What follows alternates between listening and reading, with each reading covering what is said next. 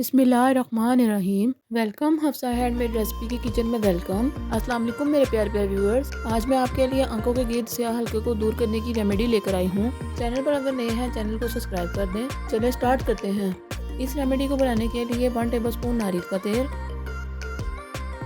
1 tablespoon aloe vera gel. अगर आपके पास fresh aloe vera gel है तो आप फ्रेश एलोवेरा जेल भी यूज़ कर सकते हैं।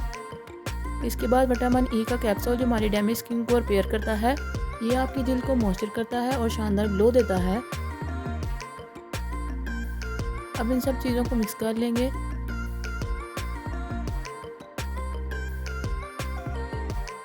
मिक्स हो जाने के बाद ये देखिए व्यूअर्स क्रीम की शक्ल बन चुकी है। अब इसको लगाने का मैं आपको तरीक़ेकार बताऊंगी। आप इसको फ्रिज में रखेंगे, ठंडा करेंगे। ठंडा हो जाने के बाद इस रेमेडी को आपने कम से कम 15 मिनट के लिए अप्लाई करना है।